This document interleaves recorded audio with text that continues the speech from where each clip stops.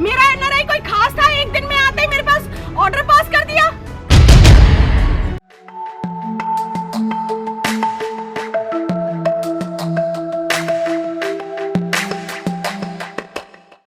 ਫਗਵਾੜਾ ਦੇ ਐਸਪੀ ਦਫ਼ਤਰ ਦੇ ਬਾਹਰ ਉਸ ਸਮੇਂ ਹੰਗਾਮਾ ਹੋ ਗਿਆ ਜਦੋਂ ਇਨਸਾਫ ਲੈਣ ਲਈ ਧਰਨੇ ਤੇ ਬੈਠੀ ਨੀਤੀ ਵਾਲੀਆ ਨਾਲ ਬਾਹਰੋਂ ਆਈ ਨਿਹੰਗ ਸਿੰਘਾਂ ਦੀ ਫਗਵਾੜਾ ਦੇ ਨਿਹੰਗ ਸਿੰਘਾਂ ਨਾਲ ਕਿਸੇ ਗੱਲ ਨੂੰ ਲੈ ਕੇ ਬਹਿਸ ਹੋ ਗਈ, ਜੋ ਕਿ ਹੱਥੋਂ-ਪਾਈ ਤੱਕ ਪਹੁੰਚ ਗਈ, ਜਿਸ ਤੋਂ ਬਾਅਦ ਫਗਵਾੜਾ ਪੁਲਿਸ ਪ੍ਰਸ਼ਾਸਨ ਨੇ ਦੋਵਾਂ ਧਿਰਾਂ ਦੇ ਵਿੱਚ ਬਚਾਅ ਕਰਦੇ ਹੋਏ ਉਹਨਾਂ ਨੂੰ ਸ਼ਾਂਤ ਕੀਤਾ। इस संबंधी गलबात करते हुए फगवाड़ा तो निहंग सिंह बिट्टू बाबा ने दस्सिया कि वो अपने साथियों समेत किसी काम लई एसपी दफ्तर आए सन तो उत्थे धरने ते मौजूद निहंग सिंह ने उन्हां नूं बुरा भला कहना शुरू कर दिता, जिस नूं लैके माहौल गरमा गया ते उन्हां वल्लों पुलिस नूं दरखास्त भी दित्ती गई है। जबकि कुछ समा बाद एसपी फगवाड़ा वल्लों दोवें धिरां नूं बिठा के आपस विच राजीनामा करवा दिता गया। देखो साडी तकरीबन सारिਆਂ ਨੂੰ पता है खालसा हैरीटेज संस्था है, जिस दे लई साडे को कोई भी आवे बंदा जिहदा कोई काम अड़िया या कुछ किसी नूं धक्का हुंदा, उस करके साडा इत्थे रोज़ आना जाना बनिया रहिंदा है। अज भी मैं एक दो दरखास्तां दे संबंध च इत्थे आया, कल भी मैं आया सी दरखास्त दे संबंध च एसपी ऑफिस च, ते कल मैं देखा कि कुछ निहंग सिंह हैगे आ, तां असीं कहा चलो निहंग सिंह साडे जथेबंदी दे बंदे आ, मैं इन्हां नूं बुलाया कि मैं कहा जे कोई की गल आ, उन्होंने मैनूं दस्सिया कि इदां दा साडा कोई मसला जमीन दा है। मैं कहा जे साडी कोई मदद की लोड़ है असीं तुहाडे नाल खड़े आ। चलो जी कल वो भी चल गए, असी भी चल गए। अज असी फिर आए तो बाहर दरियां बिछा के बैठे हुए थे निहंग सिंह ते नाल निधि। दो दरखास्तों के संबंध च मैं आया था, जे असी अंदर ही बने सानू कुत्ते बिल्ले गालां कड्ढन लग पे। फिर जदों इन्हां नूं पुछया गया तो उल्टा होर साडे नाल गाली गलोच होए। फिर उस संबंध च मैं दरखास्त दी, असी नहीं चाहते कि असी कानून अपने हत्थ च लईए। असी दरखास्त दी कि असी जे इत्थे आने पे हैं, सानूं तां ये लगदा कि पुलिस आ जिहड़ी ओह उन्हां नाल रली है शायद, जिहदे करके ओह पुलिस दे दरवाजे ते बैठ के सानूं आंदिआं नूं गालां कड्ढी जांदे पे। उस संबंध च फिर सारी जथेबंदी इकट्ठे होई तां सारी सांझी एक असीं दरखास्त दित्ती है कि जिहड़े इदां दे बंदे आ जां तां उन्हां नूं नत्थ पाई जावे, नहीं तां फिर पुलिस जे नहीं पांदी है तां मतलब पुलिस उन्हां नाल रली है तां असीं धरना भी देवांगे।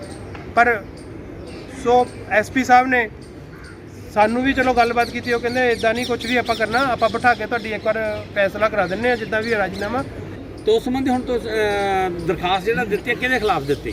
दरखास्त असीं इत्थे दित्ती जिन्हां ने सानू गालां कड्ढियां, निधि भी विच बैठी ते निहंग सिंह जिहड़े उत्थे बैठे सीगे जिन्हां ने सानू गालां कड्ढियां उन्हां दे खिलाफ दरखास्त दित्ती। इस मौके धरने ते बैठी निधि वालिया ने एसपी फगवाड़ा उपर गंभीर दोष लगाउंदे होए कहा कि पुलिस मुलाजमां दे नाल जाके एनआरआई वल्लों गेट दे ताले तोड़े गए।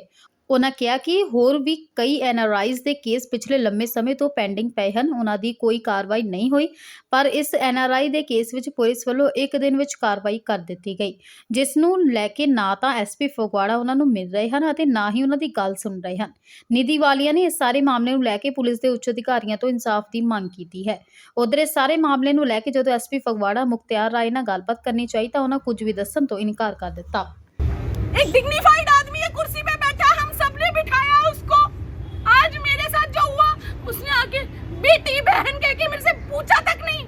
2 दिन हो गए चोरों की तरह छुप रहा है। क्यों? पैसे खाए थे उसने, पैसे खाए हैं उसने। ऐसे ही नहीं ताला टूटा वहां का, पुलिस जाती है साथ में, ताला तोड़वाती है, कब्जा दिलवाती है पुलिस। और एनआरआईओ के इतने मामले पड़े, उनके क्यों नहीं खोल दिए? 3-3 साल हो गए। माँ ने बेटे पे कब केस किया हुआ है, वो कब्जा तो छुड़वाया नहीं गया।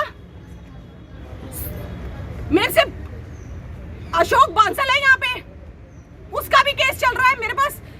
चाल नगर की जसविंदर मैडम है, उसकी मदर का एनआरआई का केस है सिविल हॉस्पिटल के पास, वो भी ऐसे ही पड़ा है, वो भी एनआरआई है। मेरा एनआरआई कोई खास था, एक दिन में आते ही मेरे पास ऑर्डर पास कर दिया। मुझे उस केस की कॉपी लाके दी जाए जिसमें मेरे को बोला गया मेरे को अरेस्ट करेंगे। कहाँ है? शो मी, कहाँ हूँ मैं कल्प्रेट? कौन सी मैंने खाई?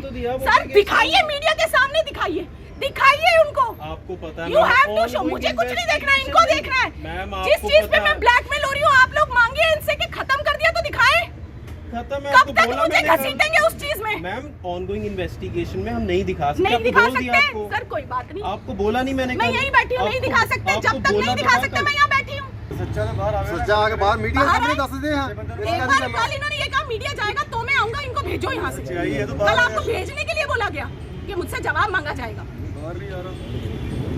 इन्होंने ये बोला कि मैंने कब्जा कर लिया, मुझे एनआरआई की जगह नहीं चाहिए। मैं आज कह रही हूँ, मुझे जब तक सरकार जगह नहीं देती तब तक मैं कहीं और नहीं जाऊंगी। मेरा एक जानवर मरने की कगार पे, उसकी जिम्मेवारी एसपी है। सर, मुझे कल यही झांसा दिया गया कि हम लोग आ रहे हैं, घंटे का टाइम दिया जाए, धोखा देकर यहाँ से सभी चले गए और शाम को माहौल ख़राब करने के लिए यहाँ पे कुछ शरारती तत्व भेज दिए गए।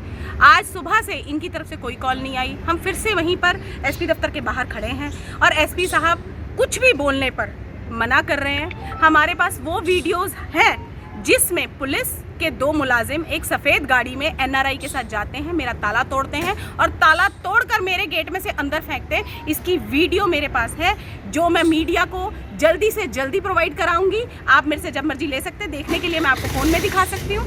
इस वक्त मेरे घोड़े की कंडीशन क्रिटिकल है। अगर उसको कुछ भी होता है, मैं अपने ऊपर के सिस्टम से ये चाहूँगी कि उसका मेडिकल कराया जाए और उसकी बनती कार्रवाई इस सिस्टम पे, इस एसपी पे की जाए।